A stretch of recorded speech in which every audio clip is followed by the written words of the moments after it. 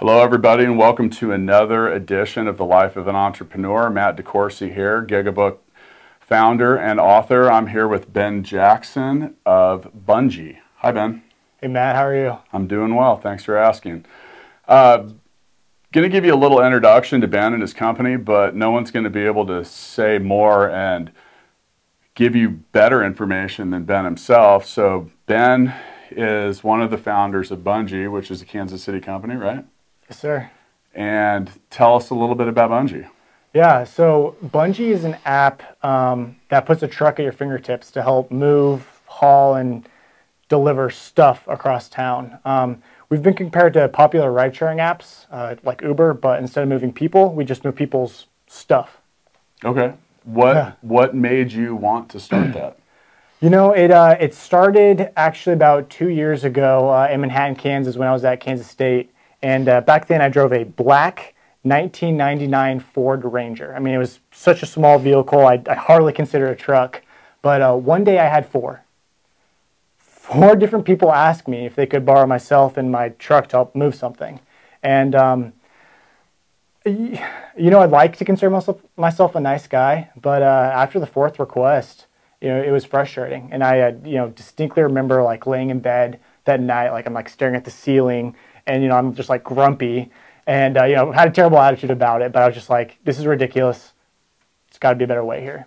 And the next day in class, I just kind of whispered my problem to a buddy of mine, and I'll never forget this. You know, we're sitting in class, and he just like super nonchalantly kind of looks over at me, and he just kind of whispers, "Let's start a business." And, we had no idea what we were about to get ourselves into, but we walked out of class that day with a simple concept in mind, and it was tap a button, get a truck. So you come out of class, yeah, and you want to start a business. Yes. What next? You know, we always knew that we wanted to be app-based because, trying to schedule drivers and customers and payment, it would take too much time. So we knew we wanted to be a simple, smartphone-based, app-based system. And, step one is, okay, how are we going to get this developed? So we had some friends down in Texas. It was two brothers who were, smart guys who knew how to do software. And we wasted about 3 months trying to get them to develop it for us just for equity. And it was kind of a joke, honestly, looking back on it. And then, step two is, okay, we're two, broke college students. Let's just get this done the cheap way in India. And we wasted probably about 5 months and about $5,000 on trying to contract this out for some, cheap development software company, which ended up actually being a school, like teaching people how to develop, which was just a total joke. And then, so we're 8 months into this already, and we've had two just catastrophes of an app being delivered to us. And we're kind of looking at each other and we're like, all right, like, we have to do this the right way. We have to pay real money to get the software out. And, and again, we're looking at each other and we're like, I don't have the money. I don't have the money. I don't know anyone who would have the money. I don't know anyone either. Like, so how do we do this? And, it's kind of on my mind for a couple of days. And again, we're walking out of class, 8 months later, and on the wall of the K-State Business School, I see this like list of names. And, on the top, they're like stashed in marble, and I see like, these are the names of everyone who have donated $250,000 or more to K-State. And I was kind of looking at it thinking, I was like, wait, like, we might be onto something here. So you found your angel list engraved on a wall yes. on the campus at K-State. And by the way, go Jayhawks. Yes. So we took a picture of it, and for the next 4 days, we're hitting Google pretty hard and LinkedIn, and we're Googling names to get numbers and email addresses. And we sent a mass email out of about 100 to about 150 people.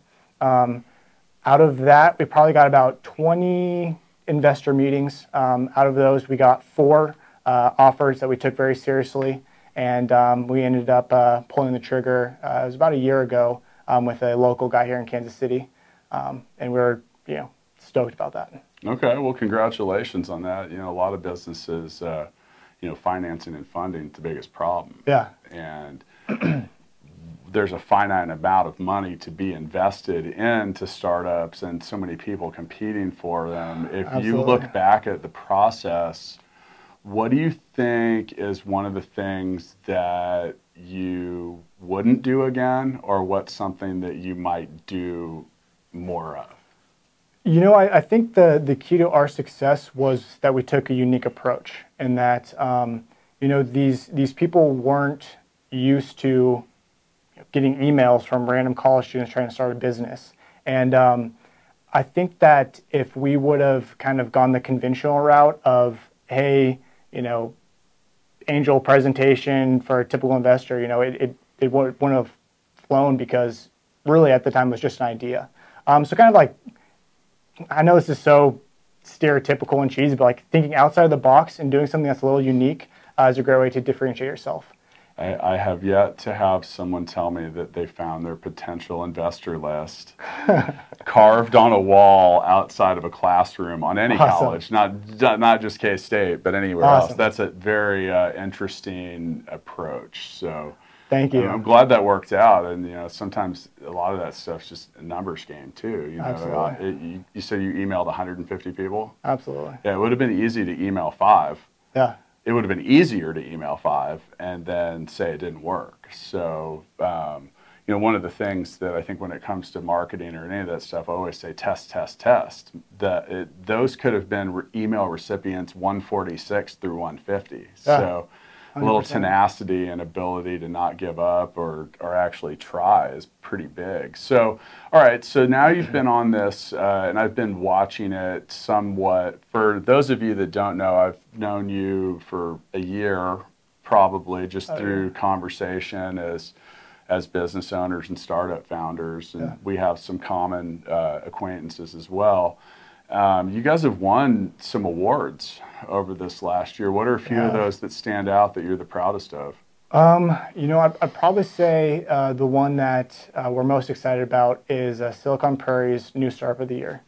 So we won that back in May, and I mean, it was a huge honor, because you know, the Kansas City and even Kansas City beyond, you know, the Midwest is really starting to crank out some game-changing startups. And you know, when I got an email saying, "Hey, you've been nominated as Silicon Prairie Startup of the Year," I was shocked, honestly. And you know, not that I don't think, you know, Bungie's deserving of it, but you know, it's just such an honor that with all the cool things, exciting things, innovative things going on in this area, that you know, we were selected as a you know, nominated as one, and then later on that we actually won it. So again, it was a huge honor, and it's just kind of a fun win for Kansas City and a fun win for Bungii. All right. So, as you're aware, I've published a couple books this year. One about small business ownership. The other is about maintaining a healthy balance in your life. Yeah. So, since we're talking about the life of an entrepreneur, how has this whirlwind of startup activity and all of everything affected you in positive and negative ways? In a negative way, so I'm about 2 years into this, and for the first year and a half, I really went all in. And I mean, in what regard? From a time perspective, and it got to a point probably about 6 months ago when I realized that for me to be a successful entrepreneur, I know it sounds crazy, but like, I have to take care of myself. You know, I have to eat right. I have to exercise. And it was actually our co-founder who kind of challenged me on that. And he's like, "Ben, like, I know you're getting up pretty much, you know, with your laptop in your bed and starting working right away, and then, you know, you're there until 11 o'clock, 12 o'clock at night." And he's like, but you can't sustain that. And you know, for him, or I know for myself too, but I started working out in the mornings. Did you agree with him on that opinion? I did, and I could also tell that I wasn't being as effective throughout the day during my workday. Is that one of the things that signaled that imbalance? Yes. Because in Balance Me, I talk about the healthy balance between personal, professional, and physical. Yeah. And then the next comment that I get from most people is, well, what's a healthy balance? And the answer is it's different for everyone. Absolutely. What makes you happy might not make me happy. What makes my wife happy might not make me happy.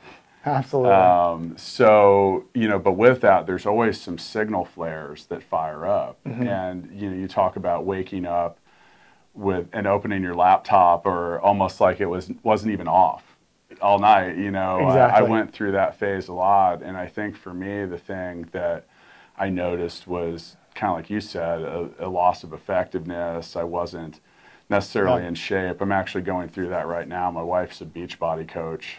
And I don't know if you've seen some of I don't know if you've seen some of my recent videos. I've been documenting the progress of I did last night's workout under protest. But I did it. But that was out of recognizing the need for some physical balance. Yeah. So have you found that? Or are you finding it? Yes, I think finding is the best way to put it. I don't know if I'll ever find that. Hopefully I will. But it's rare. Okay. Yeah. That makes sense to me. But that's basically the thesis of the book, is that it's rare to find it. It's the process of being aware that the imbalance exists, and the work and art of correcting it that lead to a healthier being. Yeah, interesting. It's hard it's hard as a small business owner too, because most people go and work from 9 to 5. Yeah, and the internet never closes.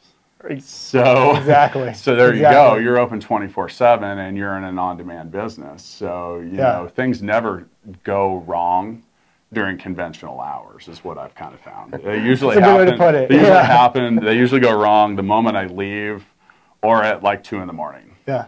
Or when you're at a Royals game, your phone just starts blowing up. Yeah, that's one time that I might actually ignore it. I get pretty focused in on my Royals stuff. Okay, so how about your personal life? How has the effect of all of the stress and pressure of trying to make the next big thing affected that? Communication is very important to me, and I'm married. I've been married for 3 years, and it got to a point where I just kind of sat down with my wife, and I was just like, "Hey, listen, Amber. Starting this business is something that we need to decide together, and like I have to give up a lot in order to do this. I don't say I'm losing friends, but it's like, hey, Ben, can you come do this with us? Or can you go on this camping trip or float trip? It's like, sorry guys, I can't do that. And I had to be very intentional with my wife and just say, hey, listen, this phase of my life, I can't be coming home at 5 o'clock and sitting down and eating dinner with you, then watching like Netflix for an hour. It's like I have to be coming home at 8 or 9, late dinner, then go to bed. And she's been so receptive about that, and I'm just so blessed to have her as my wife. And she's like, I totally understand. And I think in most cases that if that's not communicated ahead of time, and that's not a decision that's made together, whether it's a best friend or a roommate or your parents or a sibling, if that's not again communicated ahead of time, that could lead to some broken relationships. Sure, my wife is remarkably patient. With me. I don't operate on a standard schedule. If I have a good idea at 2 in the morning, it's time to go. And with that, I have 2 small children at home too. And at one point, my wife was working here at the business with us. So, that balance is challenging. I had a conversation with you a couple weeks ago, and I felt that you made a comment that was so far ahead of your time, especially if you're 25, right? 25. Okay. You mentioned to me that you said, go ahead. I might not reply to you right away because I'm actually turning off my notifications so I'm not distracted. That's such a big thing that so many people, I do that. It took me a long time to figure out to do that, because you kind of FOMO, fear of missing out, and it might not be on something fun. It's just on anything in general. So at what point did you fine tune that part of your professional self? I would say it was when I was working on a project, and at the end of the day, I realized that I hadn't done, or hadn't got much progress on it, and I was just kind of thinking, like where did my day go? Like I don't even know, like I don't even understand what I did today, and I just realized that with all these social media, you have Instagram, Snapchat, Facebook, thousands of other, it feels like thousands. There's so many other more notifications that could be popping up, and just kind of pulling from your attention, pulling from your interest. And even in iWatch or Apple Watch, you'll always be checking it, always be checking it. So I recently also upgraded to a calculator watch. Just to help with that as well. Let me confirm that when I was a kid, which was a really long time ago, that was high technology. And this is that actually a Casio? Yeah. Oh yeah. Oh yeah. Okay. I don't know if they still make these or if this is a vintage item, but this was like the nerd technology of all time in like third grade. Like kids had these in school, and that was like a big awesome. deal. I didn't notice that, but that is actually really awesome, and we might have to get a couple still shots of that after this, because that's great. Do you actually use that to perform formulas and equations? Calculations all the time. No, I haven't even done any arithmetic on this at all, and I'm kind of ashamed of that, honestly. But we're going to make sure that happens before you leave today. I'm pretty determined to see that happen. Okay, so where do you see Bungii going in the next few years, and what are some tips that you might have for people that want to follow in your footsteps with their own business? Yeah, I think first off, and I don't want to scare anyone, because Bungee's been one of the most rewarding and life-breathing things that I've ever done in my life. So I always say, as a general rule, always pursue your business, always pursue your ideas. You're going to do nothing but learn when you do that. But in terms of like what I wish I would have known, is that it's so much work, and there's days when you're just like, why aren't people using this service? Why aren't people coming into my store? Why aren't people buying this? Like, is this even a thing? There's so much risk and doubt, and it is emotionally tolling, especially when you're just starting out. But if you can really push through that time, and again, as cheesy as it sounds, believe in yourself. But it's one of those things where once you get past that hump, it's just like, wow, and it goes from being like a why did I even start this to like, this is one of the things I'm most proud of. And quite frankly, we're 2 and 3 months in, and I'm just now getting to the point of like, wow, like I can't believe this within the past couple months. So I like to say entrepreneurship. I'm sure you've seen those movies. There's 2 guys like fighting, action movies, duking it out, and then one guy just gets like punched, boom, right in the face. And like the camera is like behind him, like with dramatic. It's like bending over. There's like blood coming out, and it's funny because what usually happens is they're bending over, and then they like spit out their tooth, right? And then they get back up, they look their problem, look their aggressor right in the face, and they smile. Yeah. And I just feel like that is the perfect metaphor of what entrepreneurship is. Yeah. I mean, it's taking punches to the face every day, spitting your tooth out, pulling yourself back up, pulling yourself together, and looking at the problem right in the face, smiling. Sometimes those are the good days. If you want to know the truth. Yeah. I spend a lot of time talking to people about that kind of stuff, and about there's a lot of phrases and things, intestinal fortitude or whatever, but if you don't have the ability to internalize and crush that stress and anxiety, because it's there. You're going to have it. It doesn't matter if you're doing a tech startup or if you're opening a Subway. Yeah. You're going to have a lot into it, and you want to get something out of it, and until that occurs, it's all unknown. Yeah. So things that you don't know or sometimes can't control can really eat you up. But I like that metaphor with the fighters. So, Well, anyway, I hope everyone got some good information about this. I try to keep these relatively short, and I think we touched on a lot of really good stuff. Great. Ben Jackson from Bungii, everyone, check it out. Sign up. Sign up, Bungii, Bungii.com. Check us out. We'll see you soon. Hey, thanks, Matt. Appreciate it.